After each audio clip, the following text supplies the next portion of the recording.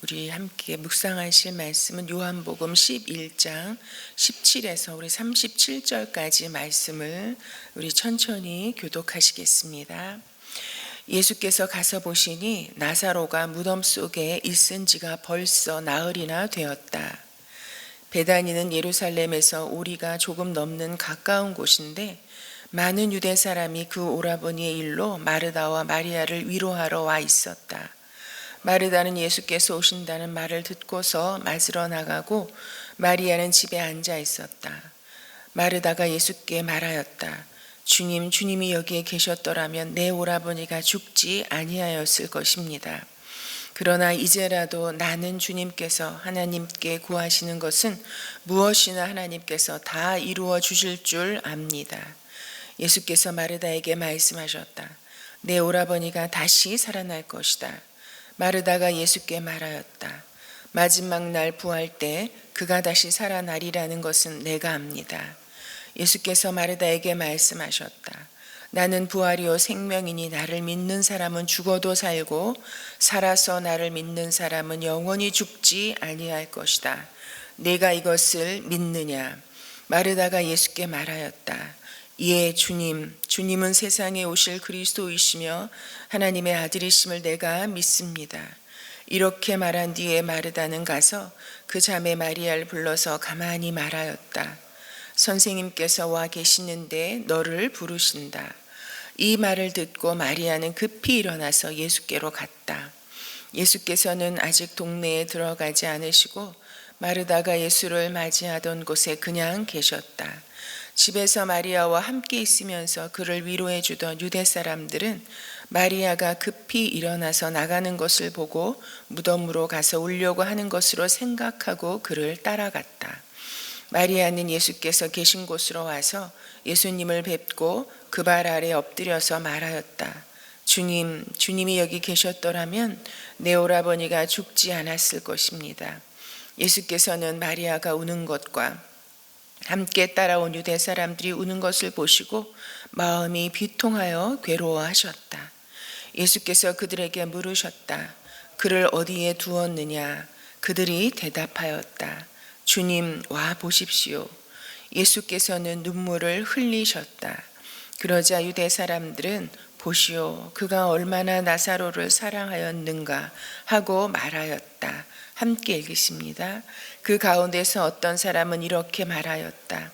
눈먼 사람의 눈을 뜨게 하신 분이 이 사람을 죽지 않게 하실 수 없었단 말이요. 아멘. 우리는 하나님께서 주님 예수님께서 사랑하셨던 참으로 나사로가 죽고 그리고 그 슬픔 가운데 있었던 이런 마르다와 마리아를 찾아오신 예수님의 이야기를 오늘 우리가 읽었습니다. 예수님께서는 참으로 나사로가 죽었다는 소식을 들으셨지만 즉시 일어나 참으로 가지 아니하시고 나흘이라는 시간을 가지고 계셨습니다. 여러분 오늘 17절에 보면 드디어 예수님께서 이제 일어나셔서 나사로의 이 죽음의 현장으로 나가고 계십니다. 예수께서 가서 보시니 나사로가 무덤 속에 있은 지 벌써 나흘이나 되었다라고 말씀하고 있습니다. 여러분 우리가 보통 가까운 사람이 죽었다는 소식을 듣게 되어지면 여러분 하루 이틀 사이에 우리가 가서 이렇게 문상을 하죠. 그런데 벌써 나사로가 죽은 지 나흘이나 되었다고 말합니다. 여러분 나흘이 며칠입니까? 여러분 죽은 지 벌써 4일이 되었다고 한다면 여러분 이 죽음은 나사로는 여러분 아주 확실하게 죽었다라는 여러분 그런 의미가 담겨져 있습니다. 여러분 성경에 이런 이야기를 믿지 않는 사람들이 많이 있습니다. 아마 잠깐 그냥 숨이 끊어진 그냥 잠깐 기절했던 그런 게 아닐까? 여러분 나흘이나 지났다고 합니다. 여러분 잠깐 기절했던 것이 아니라 이제 진짜 죽었다라는 세상적으로는 여러분 이 나흘이나 됐는데 여러분 우리 장례 풍습에 있어서 나흘이나 되었다고 한다면 그 돌아가신 분이 어디에 있겠습니까? 여러분 너무나 분명한 죽음이었다라는 것을 이렇게 말씀하고 있습니다. 여러분 그러기에 여러분 그렇게 기다리던 예수님이 오셨지만 그 예수님이 오심 앞에 마르다는 이렇게 고백하죠. 우리 21절에 보면요. 참으로 주님이 여기 계셨더라면 내 오라버니가 죽지 않았을 것입니다. 그러나 이제라도 나는 주님께서 하나님께 구하시는 것은 무엇이나 하나님께서 다 이루실 줄을 믿습니다. 여러분 마르다의 이 고백은 여러분 예수님께서 행하고자 하시는 당장의 부활의 그 역사를 기대한다기보다는 여러분 예수님의 능력, 하나님의 아들이신 그 능력을 내 오라버니 나사로가 죽었지만 그러나 여전히 신뢰한다라는 그의 신앙 고백을 하고 있는 것입니다. 여러분 그런 신앙의 고백이지 참으로 죽은 오라버니가 나흘이 지난 이 오라버니가 다시 살아난다는 것은 생각도 할 수 없는 일이라는 것을 마르다가 고백하고 있는 것입니다. 여러분 그런데 이 베다니는 나사로가 죽은 이 베다니는 예루살렘에서 거리가 한 오리쯤 되는 오리가 조금 넘는 가까운 곳이라고 이야기합니다. 여러분 그래서 이 베다니에서 예루살렘까지 여러분 가까운데 얼마나 가까우냐? 여러분 3km 정도 떨어져 있는 곳이래요. 여러분 그래서 제가 우리 교회를 기준으로 해서 3km가 되는 그런 장소는 어디쯤 될까? 여러분 찾아보니까요. 세상에 여기에서 여러분 세브란스 병원까지 2km입니다.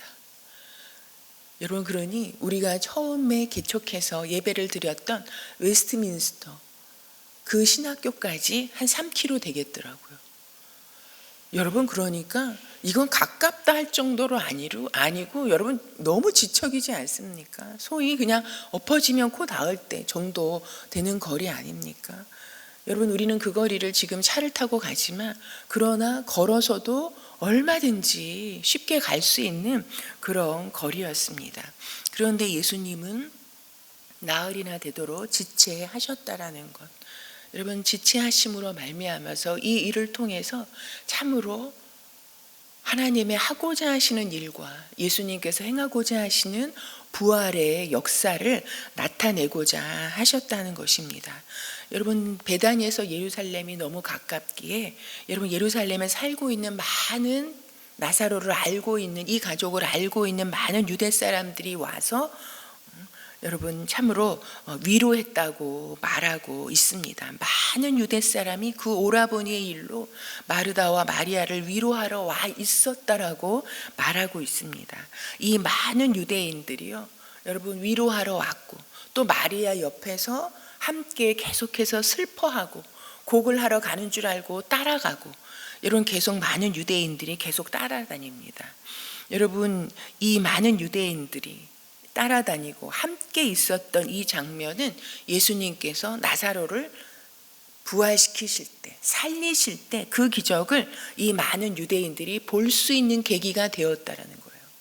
여러분 그러기에 여러분 예수님께서 나사로를 다시 살리시는데 그 자리에 마르다와 마리아만 있었던 게 아닌 거예요.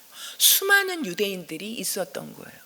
여러분 그러니 이것은 이 나사로가 죽었고 확실하게 죽었고 그리고 예수님에 의해서 다시 살아났다는 여러분 이 기적은요 너무나도 역사적인 부인할 수 없는 여러분 그런 사건이었다는 것을 말하고 있습니다. 예수님이 참으로 오셨다라는 말을 듣고 맞으러 나간 마르다에게 참으로 주님께서는 이렇게 말씀하시죠. 내 오라버니는 살아날 것이다. 살아날 것이다. 그러자 마르다는 마지막 부활 때에 그가 다시 살아나리라는 것을 내가 압니다.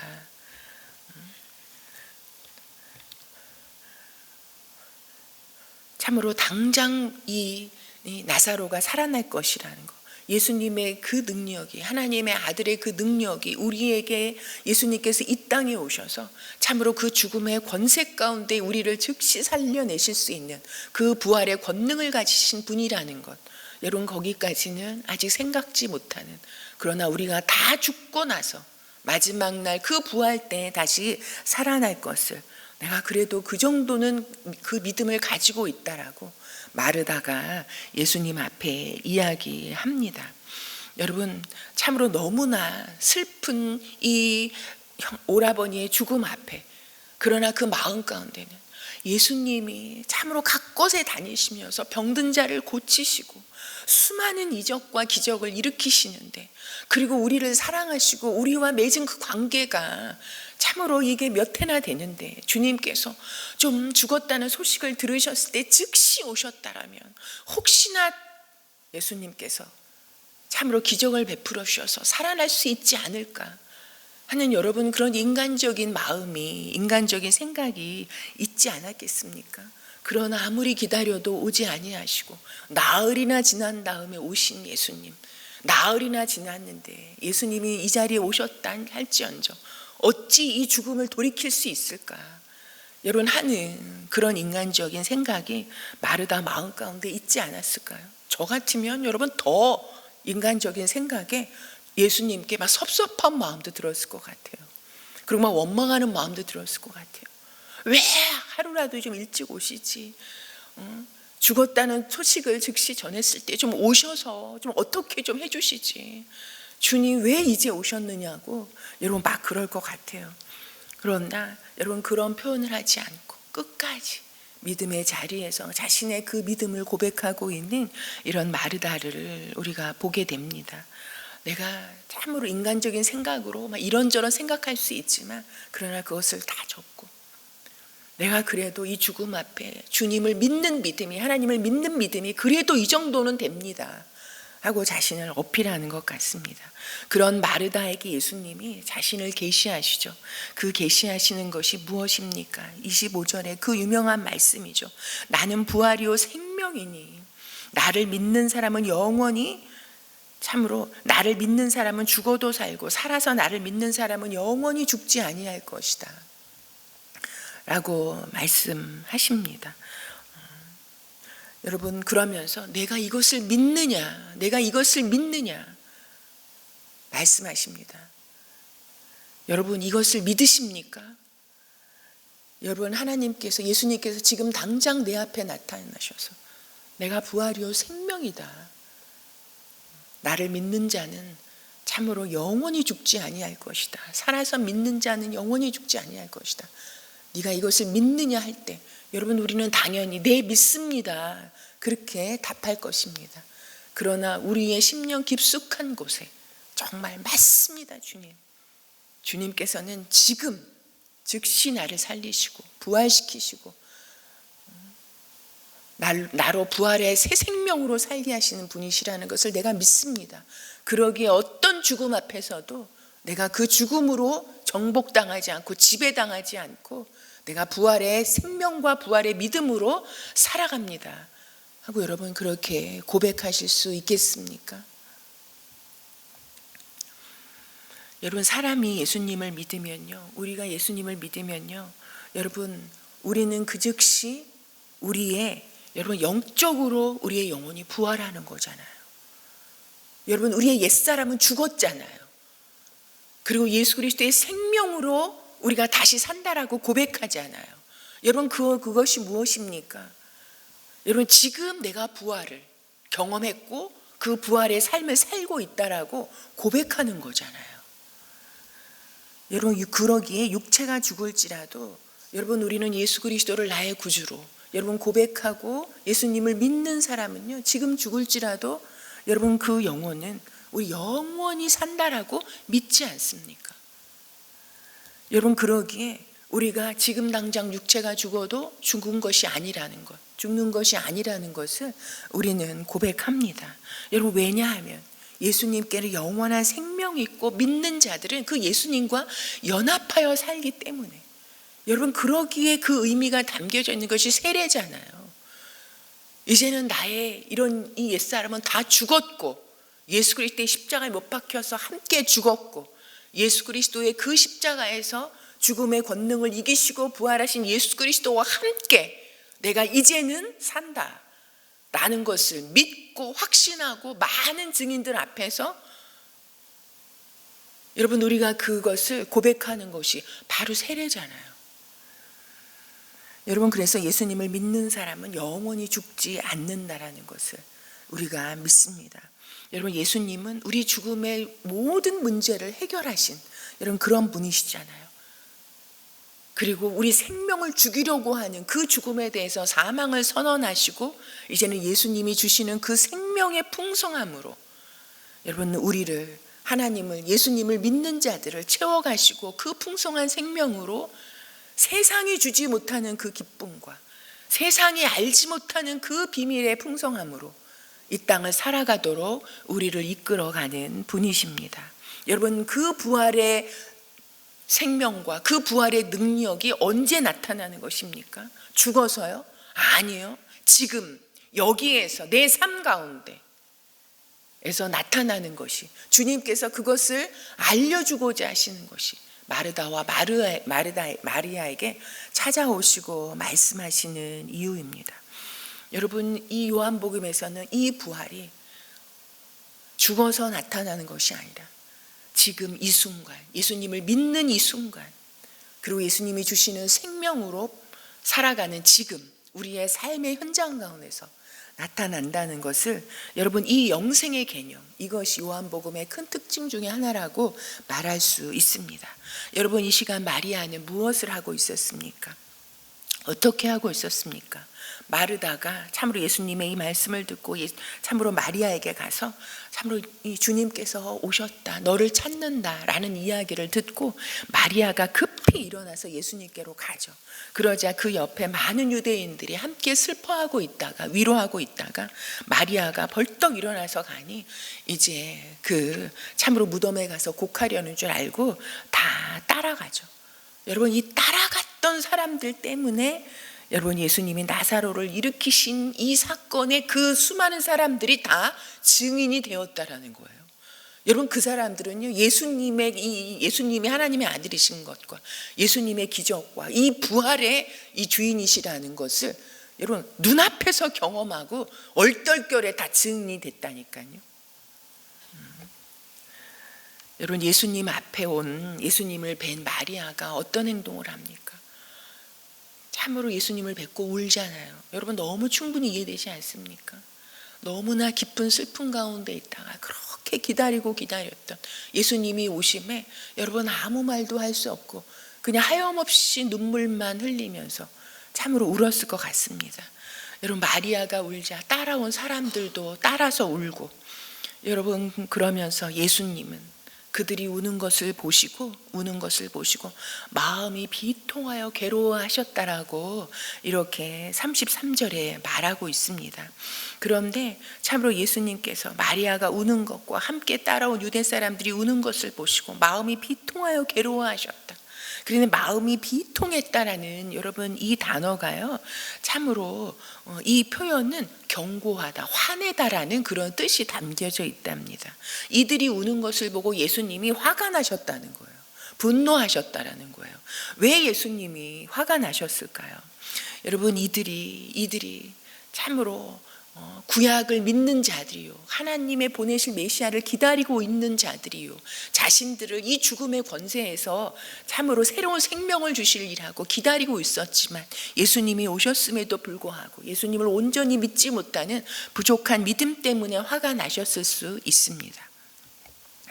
그들이 하나님의 아들 예수님의 이 부활의 능력을 알지 못하고 예수님께서 계속해서 말씀해 주시고 계속해서 보여주셨잖아요. 이런 현재의 부활성, 이 부활의 현재성을 믿지 않는 여러분 이들의 믿음이 참으로 부족하고 없는 그 모습을 보실 때 여러분 화가 나실 만큼 속상해 하시는 이런 예수님의 모습입니다.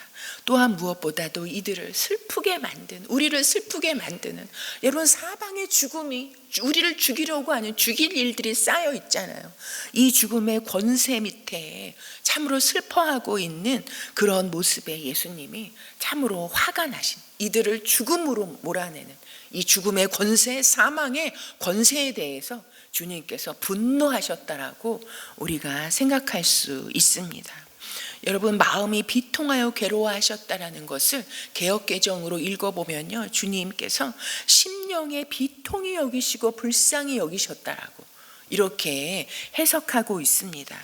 여러분 불쌍히 여기사 이 말이 빠지고 여러분 이 세 번역에는 괴로워하셨다라고 말합니다.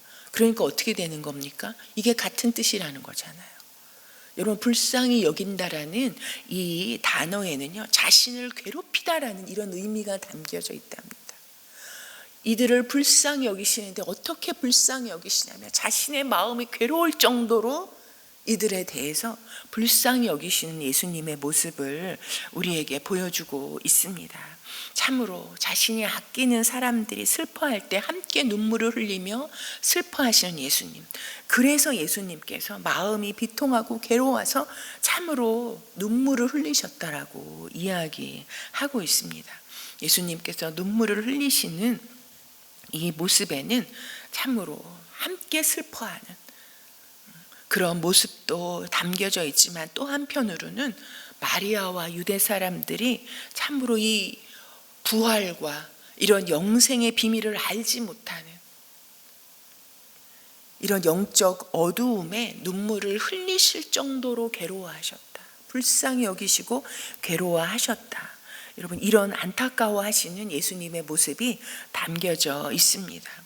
여러분 지금도 이 당시에는 사랑하는 이 나사로가 눈앞에서 죽은 이 죽음 앞에 슬퍼하고 이 죽음의 권세에 짓눌려서 정말 주님께서 아무리 말씀해 주셔도 눈을 들어 주님의 그 부활의 능력을 확실하게 믿지 못하는 여러분 이런 상황이었지만 여러분 지금도 우리 삶 가운데 여러 모양의 우리가 죽음을 경험하고 그리고 죽음의 상황에 놓여 있고 도저히 이건 주님이 오셔도 이 죽음의 상황은 어떻게 해결하실 수 없을 것 같은 그 권세에 짓눌려서 허덕이고 있는 우리의 모습들이 또한 그런 상황 가운데 있는 우리의 이웃들이 있습니다. 여러분 사람을 괴롭고 슬프게 하는 것이 무엇입니까? 결국은 다 죽음의 그림자요 사망의 권세에 짓눌려 있기에 우리가 그런 권세들이 우리를 슬프게 하고 죽이고 힘들게 하는 것이 아니겠습니까? 여러분 주님께서 참으로 그것을 보실 때 막 화를 내시는 마음이 비통히 여기시는 여러분 그런 모습을 보이셨던 것처럼 여러분 참으로 나와 우리 주변의 사람들 속에 참으로 역사하는 이런 죽음의 권세, 사망의 권능들을 볼 때 여러분 우리는 분노해야 합니다. 그거에 깔려서 신음하는 것이 아니라 여러분 우리에게 주신 믿음과 우리에게 주신 예수 그리스도의 이 말씀과 부활의 생명과 부활의 능력을 가지고 여러분 그 죽음의 권세에 대해서 우리는 화를 내고 말씀으로 선포하고 여러분 그 죽음의 자리를 부활의 생명이 이루어지는 자리로 바꿔야 할 여러분 그 사명이 우리 그리스도인의 사명이라고 참으로 믿습니다. 한편 또한 죽음의 권세 아래 슬퍼하는 자들과 여러분 주님 말씀하셨잖아요. 슬퍼하는 자들과 함께 슬퍼하라고. 그 자리에서 우리가 함께 슬퍼하며 그 마음을 위로하며 여러분 불쌍히 여기는 이런 삶을 살아야 합니다. 여러분 이런 죽음의 권세에 대해서 분노하고 그러나 한편 불쌍히 여기는 마음으로 우리가 함께 울며 함께 눈물을 흘리며 그러나 부활이요 생명이신 예수 그리스도를 전하여 주고 예수 그리스도의 그 부활의 능력을 지금 여기에 임하도록 여러분 기도하며 나아가는 참으로 우리가 되기를 소망합니다. 여러분 내 주변에 우리 주변에 지금 이 죽음을 경험하면서 참으로 슬픔 가운데 있는 사람이 누구입니까? 죽음의 권세에 짓눌린 것 같은 이런 사망의 그림자의 문제 가운데 여러분 슬퍼하고 괴로워하고 울고 있는 사람이 누구입니까? 여러분 그들을 생각하며 우리가 오늘은 그들을 생각하며 마음 아파하고 괴로워하면서 참으로 기도하고 그들에게 부활의 생명 주님께서 주시는 참으로 생명의 빛이 그들의 심령과 삶 가운데 이루어지기를 참으로 간구하는 이 아침이 되기를 소망합니다. 여러분 오늘은 다음 세대를 위해서 기도하는 날입니다. 여러분 우리의 다음 세대도요 여러분 이 문제 저 문제로 짓눌려 가지고 여러분 죽음에 이런 그림자에 사로잡혀 살고 있는 우리의 자녀들이 얼마나 많이 있습니까?